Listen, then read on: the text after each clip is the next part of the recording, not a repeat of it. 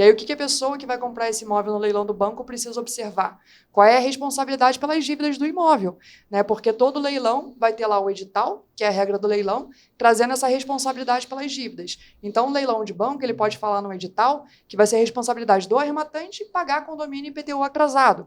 Ou pode falar que não, que o valor da arrematação vai quitar essa dívida e o arrematante não vai ter que pagar nada daquela dívida em aberto. Então, essa observação é sempre importante, sempre faz parte da análise prévia para entrar no leilão. Então, esse leilão extrajudicial acontece antes, esse leilão ele quita o outro problema também, de alguma forma. Então, um resolve o outro ou não? De uma forma ou de outra, porque se o leilão extrajudicial ele passar a responsabilidade para o arrematante de pagar condomínio e IPTU, o arrematante vai pagar a dívida, o processo judicial lá de cobrança morre. Tá. Se o leilão extrajudicial informar que o arrematante não vai pagar nada disso, que o credor vai pagar essas dívidas, o credor vai pagar a dívida de condomínio e IPTU, o processo morre. Quem chegar primeiro sempre tem que deixar transparente ali as obrigações que estão envolvidas.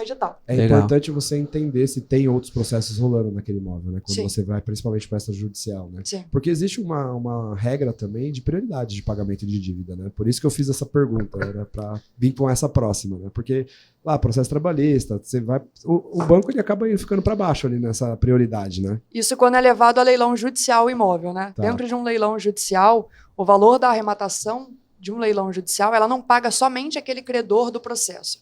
Então, vamos supor que o processo foi levado a leilão, o imóvel foi levado a leilão, dentro de um processo de condomínio.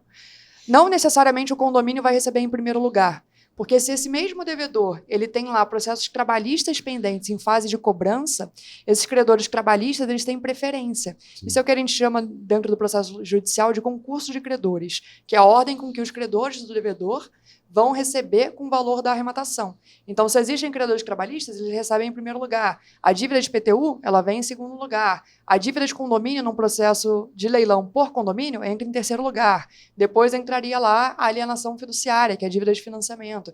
Então, isso para os leilões judiciais. Né? Nos leilões extrajudiciais, o valor da arrematação vai para o banco, que levou aquele imóvel a leilão. E aí, a eventual diferença entre a arrematação e o valor da dívida, porque como é que funciona o leilão extrajudicial? A gente tem a primeira praça, que é pelo valor de avaliação do imóvel, seja do contrato que o banco fez a avaliação, ou o valor que a prefeitura avalia aquele imóvel. O que for maior entre as duas é o lance mínimo da primeira praça. Geralmente ninguém arremata nessa primeira praça porque é média de mercado e quem arremata em leilão quer desconto. E aí ele passa para a segunda praça desse leilão do banco. O valor mínimo vai ser o total da dívida. Né? Então começa lá pelo valor da dívida. Só que o leilão ele pode ter competição, né? Pessoas oferecendo lance ali, lance após lance, o que vai subindo o valor final da arrematação. Aí a gente tem o valor final da arrematação, se ela for superior a esse lance mínimo do segundo leilão, o valor mínimo do segundo leilão fica para o banco, que era o valor da dívida, e essa diferença entre a arrematação e o lance mínimo do segundo leilão vai ser entregue ao devedor. E aí no leilão extrajudicial, a nossa preocupação é olhar no edital a responsabilidade pelo condomínio e IPTU. Se o banco falou que vai quitar, o arrematante não precisa ter nada em relação a isso. Se o edital passou essa responsabilidade para o arrematante levanta quanto é a dívida de condomínio, levanta quanto é a dívida de IPTU e coloca na conta, porque não automaticamente esse leilão vai ser ruim.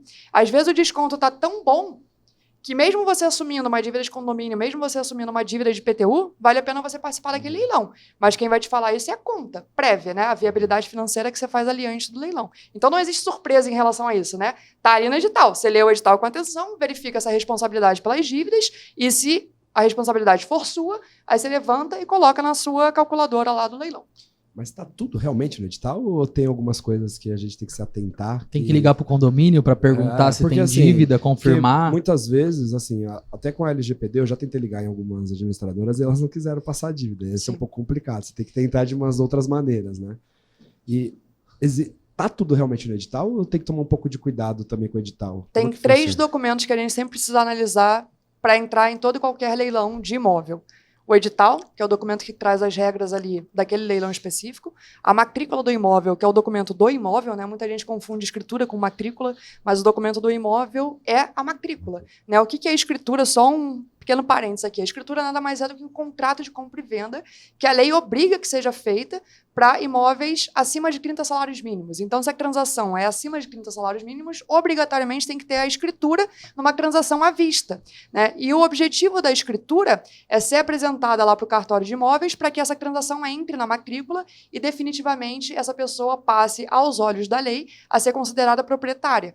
porque a nossa lei diz que só é proprietário que tem o registro em seu nome. Só que a escritura nem sempre existe, porque existem documentos que substituem a escritura. Então, numa compra financiada, a lei diz que o contrato de financiamento pode substituir a escritura. Num leilão judicial, a lei diz que a carta de arrematação, que é o documento que o juiz emite pós-leilão, substitui a escritura. E não tem nenhum prejuízo em relação a isso. São documentos similares pela própria lei. E aí o objetivo da escritura, contrato de financiamento ou carta de arrematação é o mesmo. Ser apresentado ao cartório de imóveis para que aconteça o registro da compra e a pessoa, aos olhos da lei, passe a ser proprietária daquele imóvel. Então, voltando, né, a gente tem um tripé de documentos que a gente precisa analisar, que é o edital, a matrícula do imóvel e processos judiciais vinculados. Então, isso é o cenário seguro ali para que a gente analise. Nem sempre a gente vai ter no edital o valor da dívida em si, né? Então, o edital ele pode falar, olha, responsabilidade do arrematante, pagar condomínio e IPTU. Mas quanto é essa dívida? O edital pode não falar expressamente quanto é, ou pode não trazer um valor atualizado.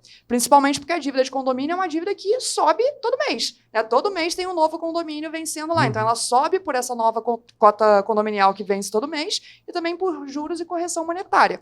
Como é que a gente faz para levantar isso? Geralmente, o primeiro contato é com a administradora do condomínio. Hoje em dia, várias delas alegam LGPD e uma observação importante é, sempre deixa muito claro que é um leilão, né? Não ligue para a administradora e fale, olha, quero saber quanto é a dívida do apartamento tal, do condomínio tal. Tá, mas quem é você? Né? Por que você quer saber isso? Então, sempre deixa muito claro que você está perguntando por um leilão. Ainda assim, algumas negam. E aí a gente passa para uma outra solução que é quase 100% eficaz, que é a seguinte, a gente vai no site do Tribunal de Justiça do estado no qual o imóvel fica localizado, então se é em São Paulo, TJSP, se é no Rio, TJRJ, se é em Minas, TJ de Minas, e pesquisa por processos judiciais no nome do condomínio. Não precisa ser contra o devedor, especificamente, que está perdendo o imóvel a leilão. Qualquer processo judicial vinculado ao nome do condomínio. Você vai encontrar algum, muito provavelmente, né, porque o condomínio está sempre envolvido ali em processo, seja de cobrança ou de cobrança de alguém que tem imóvel lá ou de alguma prestação de serviço do condomínio que falhou e tal.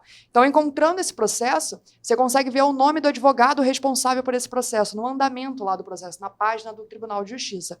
E existe um site que é o CNA da OAB, Cadastro Nacional de Advogados da OAB. Você copia o nome do advogado, cola lá no CNA da OAB, você vai encontrar o telefone desse advogado. Você liga para o advogado, deixa muito claro que é para um leilão, fala que o edital passou a responsabilidade para você, porque esse é o motivo pelo qual você precisa saber essa dívida, e o advogado ele entende, né, que a pessoa que vai participar de um leilão, que o edital passou essa responsabilidade para aquela pessoa, para o rematante, ele entende a necessidade da pessoa saber a dívida para participar. Ele quer encerrar isso. E ele quer encerrar. O advogado do condomínio, ele sabe que para o condomínio é péssimo a pessoa que está devendo. Então, ele sabe que o leilão é uma forma de encerrar aquela dívida, né? Então, geralmente, quando a administradora fala sobre a LGPD, o advogado do condomínio não vai falar sobre isso, porque ele tem ali o conhecimento jurídico para saber a importância daquela dívida para quem vai arrematar o imóvel em leilão. Fora o interesse de resolver o problema, né? Exato, porque se foi ninguém contratado arremata, para aquilo. Se ninguém arremata, a dívida continua existindo, né? Então ele sabe que aquilo encerra o problema também do condomínio.